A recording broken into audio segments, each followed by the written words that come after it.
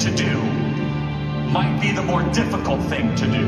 That is a guaranteed way that you will experience opposition. The most important question is not whether it is easy or not. It is it worth it? And the more often that you choose the deep, the difficult, but the right path over the easy path is one that will reward you, your family, and this beautiful nation. He fell believing America was worth dying for, and for 250 years our history has been written by those who stood firm against every force who swore to break this country.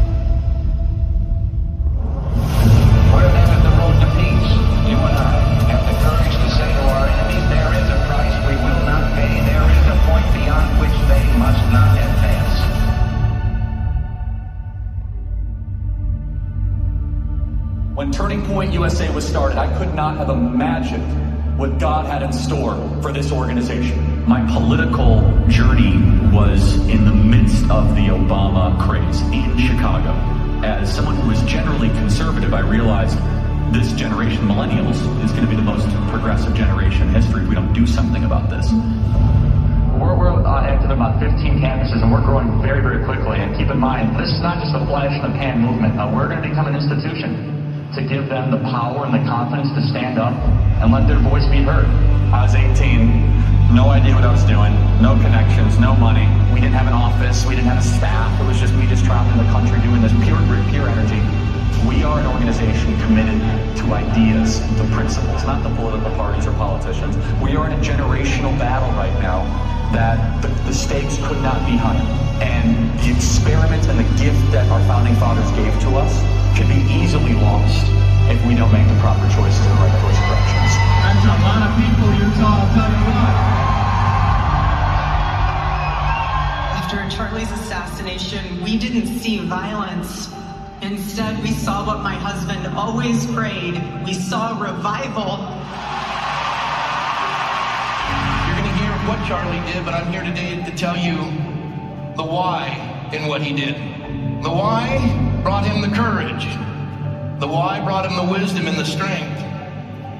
The why is the one that Charlie wanted to welcome as the guest of honor. The guest of honor, his resume is long. He's the King of Glory. He's the Prince of Peace. He's the Savior of the world. He's the living God. He's the God of all mercy and grace. The total embodiment of love. The total embodiment of truth. And he's here today to call his children back to him. I know I speak for everyone here today when I say that none of us will ever forget Charlie Kirk. We speak with Charlie and for Charlie louder than ever. The tyrant dies and his rule is over. The martyr dies and his rule has just begun. We should be thankful, not angry to live in this country. Would you agree? We should be thankful. We should be kissing the ground and say we are the luckiest human beings ever to exist, that we are able to live in this country at this time. And yet, I see that half our country seems upset. They seem angry that they're born in this country. America is the greatest country ever to exist, period, bar none. Is the greatest country ever to exist, right? 250 years of brave Americans have proven those words true. Ordinary people choosing sacrifice over comfort, duty over self. I want to honor God in all that I do. I want to be a great husband, a great father.